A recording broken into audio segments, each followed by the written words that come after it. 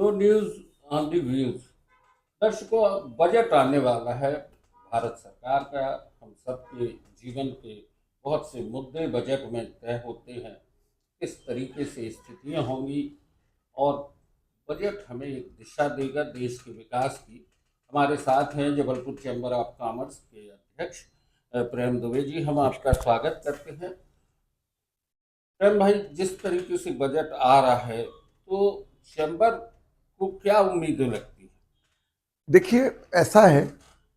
भारत के जो उद्योगपति हैं, छोटे व्यापारी हैं, छोटा छोटा मैन्युफैक्चरर है, देश का एक्सपोर्टर है, देश में जो जॉब क्रिएटर है, मतलब जो हमारे यहाँ भारत में लोगों को जॉब मिलती है, काम मिलते हैं, वो उनके द्वारा मिलती है। अभी हाल में ही अमेरिका द्वारा जिस तरह भारत सरकार के ऊपर तरह तरह के बंदिश लगाना शुरू कर दी हैं, उससे एक्सपोर्ट पे हमारे बहुत अंतर पिछले 2 साल, मतलब 2-3 महीनों में आ चुका है। अभी अमेरिका की तरफ जाने वाले जितना भी एक्सपोर्ट वो था, वो एक्सपोर्ट सरप्लस हमारा माल भारत में पड़ा हुआ है। और प्रोडक्शन प्रोडक्शन जो था वो धीरे धीरे गिर रहा है, श्रमिक बेरोजगार हो रहे हैं, और जो सामान हमारा विदेशों में जाना चाहिए, ऑल्टरनेट हमको कोई देश उतनी जल्दी मिल रहे हैं, क्योंकि हर देश के लिए अलग अलग तरह के उत्पादों की जरूरत थी, अलग अलग तरह की चीज़ों की मांग होती है। भारत का अचानक ये अव्यवस्था होने से ये दिक्कत आ रही है, तो इसका असर नीचे तक आ रहा है। आज आप देख रहे होंगे शेयर बाजार के अंदर कंपनियों की हालत क्या है। 90% कंपनियों का भाव 25 से 30% गिर गया है। और जो ये गिरता है पैसा, जब शेयर बाजार गिरता है, वो भारत की जो हमारी सुदृढ़ अर्थव्यवस्था है उसको बताता है, या हमारी खराब होती हुई अर्थव्यवस्था को बताता है शेयर बाजार। तो आज जो दिक्कत आ रही है वो एक्सपोर्ट सरप्लस पे आ रही है, प्रोडक्शन पे आ रही है, कॉस्ट पे आ रही है कि इस माल को हम बेचे कहाँ। अब सरकार को करना चाहिए, उम्मीद में सबसे पहले सरकार को एक्सपोर्ट प्रमोशन के सब्स्टिट्यूट तैयार करना चाहिए। पहला बजट को, जैसे हम कहते हैं बीमारी अभी हमको क्या है, लंग्स में इन्फेक्शन हो गया, तो अभी हमको तुरंत पहले तो इलाज की जरूरत है लंग्स के लिए। मतलब आज हमको एक्सपोर्ट के ऊपर सबसे पहले बजट में प्रावधान आनी चाहिए, ताकि ज्यादा से ज्यादा हमारे एक्सपोर्टर्स को लाभ मिले और उसमें जो बेरोजगारी बढ़ रही है वो कम हो किसी तरह। आज अमेरिका के कारण जितने सॉफ्टवेयर इंजीनियर दुनिया में थे वो सब काम बंद हो रहा है। जितने हमारे सॉफ्टवेयर के लोग विदेशों में जाते थे काम करने, वो काम बंद हो रहे हैं। तो हमें अलग एवेन्यूज पे जाना होगा। यानी क्या, आज भारत में किस क्षेत्र में सरकार ज्यादा अच्छा काम कर सकती है, तो वो सबसे ज्यादा काम कर सकती है हाउसिंग सेक्टर पे, टूरिज्म सेक्टर पे। दूसरा, सरकार जो हेल्थ सेक्टर पे काम कर सकती है। ये तीनों क्षेत्रों को इंटरनेशनल कोई लेना देना नहीं है। इन तीनों सेक्टर में अगर सरकार नए नियम कानून लाए तो लाखों लोगों को रोजगार दे सकती है। गांव देहात में तक में लोग, लेबरों को काम मिल सकता है। यदि हाउसिंग सेक्टर इंप्रूव करेगा तो लाखों लोगों को काम मिलेगा। अगर आज टूरिज्म इंप्रूव करेगा तो छोटे छोटे लोगों को काम मिलेगा।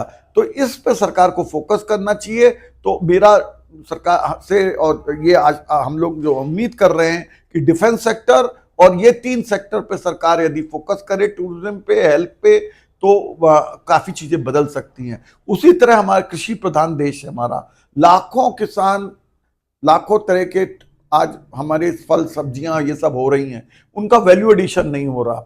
उन पे नया नया हमारे उनकी वैल्यू एडिशन नहीं होने से आज भी किसान वही गेहूं चावल सब सरकार को दे रहे हैं, और सारा भ्रष्टाचार वहां हो रहा। करोड़ों रुपए का माल गोदामों में सड़ रहा, गोदामों में उठाव नहीं है, और सारी चोरी चमारी होके बीच के लोगों के हाथ में जा रहा पैसा। जब सरकार देख रही कि पैसा बीच में लोग खाए जा रहे हैं किसानों के नाम पर, तो सरकार को इसका बजट में प्रावधान नया लाना चाहिए, नई योजनाएं लाना चाहिए ये पैसे किसानों को मदद करने की, ना कि ये व्यवस्था। तो इस व्यवस्था को चेंज बहुत सारे होना चाहिए। इनकम टैक्स के रूल जैसे सरकार ने कुछ सरल किए हैं, तो हम लोग उम्मीद कर रहे हैं कि सरकार जीएसटी में जिस तरह वो करी है और सुधार करेगी। भ्रष्टाचार कैसे कम हो भारत का, जो सबसे बड़ा हमारा प्रॉब्लम है भारत का। दुनिया के जितनी बड़ी कंपनियां आती हैं वो भारत में एक ही चीज से परेशान है कि नीचे लेवल पे भ्रष्टाचार। नीचे लेवल पे इतना अधिक भ्रष्टाचार है कि हमारे प्रदेश के मुख्यमंत्री को कहना पड़ा कि हमारे यहाँ कलेक्टर पैसे लिए बिना काम नहीं करते। तो जिस प्रदेश का मुखिया को मालूम है और वो खुलेआम कलेक्टर की सभा में बोल रहा है कि भ्रष्टाचार के बिना यहाँ कलेक्टर कोई काम नहीं करता, तो ये सब समस्याएं हैं। और इस पे केंद्र सरकार को आने वाले समय राज्य सरकार को जो बजट आएंगे उन सबको मिलकर इन सब पे निगरानी करना चाहिए और कोई नई नीतियां लानी चाहिए। राम भाई, एक बात आती है, खासकर जिस बारे में आपने बात की, भ्रष्टाचार एक बड़ा मुद्दा बन गया है। और निश्चित है कि मुख्य सचिव मध्य प्रदेश के अनुराग जैन ने वीडियो कॉन्फ्रेंसिंग में जिस तरह से इस बात का खुलासा किया है कि मोहन यादव जी कहते हैं कि कोई भी कलेक्टर बगैर पैसे दिए काम नहीं। आमतौर पर देखा जाता है हर बार केंद्र सरकार हो चाहे राज्य सरकार हो, इंडस्ट्रीज के डेवलपमेंट के लिए एकल खेती प्रणाली और तमाम तरह की घोषणाएं करती है, लेकिन वहाँ भी स्थितियाँ बदली हुई कभी दिखी नहीं है। घोषणाएं होती हैं, फीते काटे जाते हैं, जैसे कि कलेक्ट्रेट में चले जाएं आप, बहुत सारे सर्टिफिकेट एक इंडस्ट्री लगाने के लिए मांगे जाते हैं, बैंक भी परेशान करता है। इसका कोई हल बजट में निकल पाएगा क्या? इसका हल बजट पे नहीं निकलता, मगर ये समस्याएं जो आप कह रहे हैं ये हर बजट के पहले हम लोग उठाते हैं भारत की, और भारत की सरकार को भी ये मालूम है कि भारत में आज औद्योगिकरण क्यों नहीं हो रहा। अगर आप जाएंगे वियतनाम जैसा देश, मैं गया हूं, इन देशों में यात्रा की है, मैं देख रहा हूं पूरी जो चाइना का दूसरा सब्स्टिट्यूट जो है वियतनाम जैसे देश हो रहे हैं। आज बांग्लादेश जैसा जहां इतना विवाद हो रहा, वहां भी आज कपड़े का इतना बड़ा काम हो गया है कि भारत की कंपनियां भी बांग्लादेश से कपड़ा खरीद रही, वहां बनवा रही हैं। वियतनाम अपने आप में बहुत बड़ा क्षेत्र बनता जा रहा। तो भारत में क्यों नहीं आ रही उद्योग? भारत में क्यों नहीं उद्योगीकरण बढ़ रहा? हमारी आज की जितने भी हर 3 महीने बाद जो आंकड़े आते हैं उनमें हर समय ये आता है कि भारत की उद्योगीकरण पे काम नहीं हो रहा। उद्योगीकरण हमारा स्थिर अवस्था में वहीं पे पड़ा है जहां पे वो है। उसका कारण है आपके सारे विभाग, 100 विभाग एक एक उद्योग के पीछे लगा दिए आपने। पॉल्यूशन की एनओसी लेके दिखाएं, आप फायर की एनओसी लेके दिखाएं, आप जीएसटी का रजिस्ट्रेशन करा के दिखाएं, जीएसटी के नोटिसों का जवाब दे के दिखाएं, आप इनकम टैक्स के नोटिसों का जवाब दे के दिखाएं। आप जितने भी औद्योगिक क्षेत्रों में इंडस्ट्री हैं, अगर आप जाएंगे और सर्वे करेंगे तो आप पाएंगे आधे उद्योग बंद पड़े हैं छोटे। कारण जब लोग सोचते हैं सरकार के ऐड देख देख के कि उद्योग लगा लो, स्टार्टअप कर लो, जब स्टार्टअप में जाता है तो 70% स्टार्टअप भारत के बंद है। कारण है भारत, आप सपने बहुत बड़े देख रहे हैं मगर ग्राउंड लेवल पे रियलिटी बहुत उल्टी है।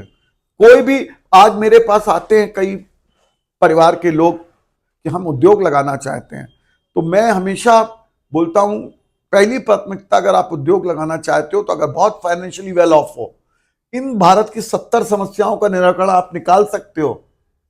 पटवारी सी समस्या से लेकर पर्यावरण विभाग तक की अगर इतनी समस्याएं निकाल सकते हो तो उद्योग लगाओ, नहीं तो सर्विस इंडस्ट्री में जाओ। कहीं सर्विस इंडस्ट्री में जाओ, खूब पैसा है भारत में। सर्विस इंडस्ट्री में कोई आपको पैसा नहीं लग रहा, आपको काम नहीं हो रहा, पूरी दुनिया में आपकी मांग है, आप भारत का इज्जत बढ़ा रहे हो। भारत की इज्जत जो दुनिया में हो रही है, भारतीयों की इज्जत जो दुनिया में हो रही है, वो सर्विस इंडस्ट्री में हो रही है। हम अपनी कौशल से, अपने दिमाग से जो काम कर रहे हैं उसमें हमको भारत का है। तो मैं भारत के आज आपके माध्यम से भी लोगों को आग्रह करूंगा कि आप आज की परिस्थिति में कोई उद्योग लगाने के पहले 100 बार सोचिए, क्या आप ये 60-70 समस्याएं जो एक उद्योगपति झेलता है, श्रमिक कानून, इतने तरह तरह के श्रमिक कानून, इतने तरह तरह की एक्ट, लेबर एक्ट, फिर इसके बाद जाओ आप जीएसटी की समस्या, फिर कितने विभाग, क्यों पड़ गए वापस में? ये इसीलिए भारत में उद्योगपति जो है, सारे उद्योग किनके हाथ में चले गए? 100 परिवारों के हाथ में। ये 100 परिवार वो हैं जो 70 तरह के इन परेशानियों का इलाज वो निकाल पाते हैं। तो जो वो इसलिए सारे जूते भी वो बना रहे हैं, कपड़े भी वो बना रहे हैं, सीमेंट भी वो बना रहे हैं, और इसके बाद मोबाइल से लेकर आप छोटा छोटा किराने का सामान, आटा तक वो बना रहे हैं। ये 100 लोग हैं। अब क्या गरीब आदमी आटा बनाएगा जब आटा वो बना रहे हैं? बिजली का बिल देखिए आप इनका। आप एक आटा मशीन लगा लीजिए, 100 बार एमपीवी आके बोलेगी पहले तो आप ट्रांसफार्मर लगाओ।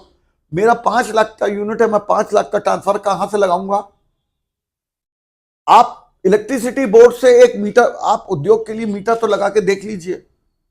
आपको बोलेगा इतना रुपए डिपॉजिट कर दो, आप पहले जितने का वो उद्योग लगाएगा उतना डिपॉजिट मांगेगा। चाइना इसलिए उद्योगों में आगे बढ़ गया, प्लग एंड प्ले रूल है वहां। प्लग एंड प्ले मतलब मैंने इंडस्ट्रियल एरिया 100% बना दिया, सारी पोल्यूशन की एनओसी उनके ले ली सरकार ने, सारे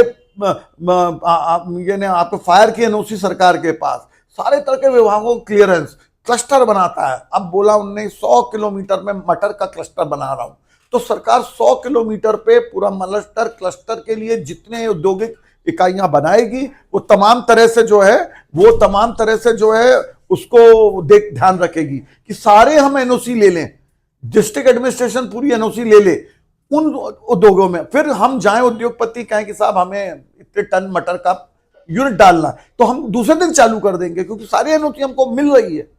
हमारे यहां जिस दिन इस तरह की औद्योगिक एरिया बनेंगे जहां सारी एनओसी पर्टिकुलर क्लस्टर वाइज, मैं इसलिए मटर का उदाहरण दे रहा हूं कि मटर को जबलपुर का कहा गया सिंगल प्रोडक्ट, और 3-4 यूनिट के अलावा कोई यूनिट नहीं आ रही, क्योंकि उसमें प्रॉब्लम है बिजली खपत। 40 लाख रुपए का महीने का बिल आता है मटर यूनिट, बिजली का बिल।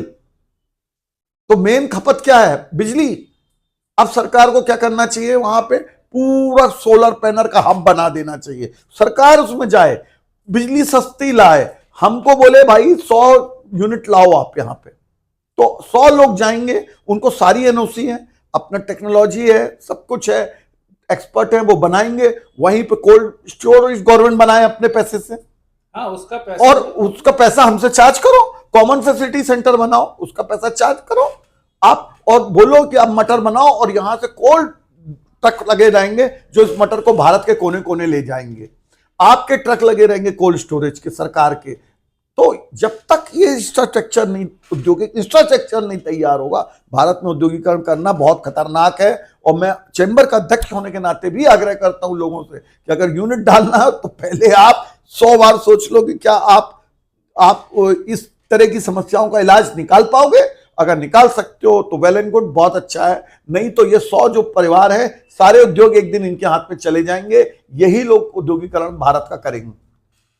दोस्तों, चर्चा थी बजट की, और बजट की बात होते होते बजट की मेन जो बातें हैं मुख्य उन पर भी आए, और औद्योगिक विकास का मुद्दा आया। और जिस तरीके से प्रेम दुबे जी ने कहा है कि मुट्ठी भर लोगों के हाथ में इंडस्ट्रीज हैं, वो ही जूते बना रहे हैं, वो ही सीमेंट बना रहे हैं, वो ही आटा दे रहे हैं, वो आपको साबुन दे रहे हैं। छोटे उद्योगों के लिए बहुत सारी दिक्कतें हैं, 100 तरह की परेशानियां हैं, और इसलिए देश का औद्योगिक विकास रुका हुआ है, ठहरा हुआ है, रुपया गिर रहा है, शेयर मार्केट जमीन पर है। आज की चर्चा यहीं तक। प्रेम भाई, आपने नो न्यूज से चर्चा की, बहुत थैंक यू। आप सबको, दर्शकों को भी मेरा बहुत बहुत शुभकामनाएं।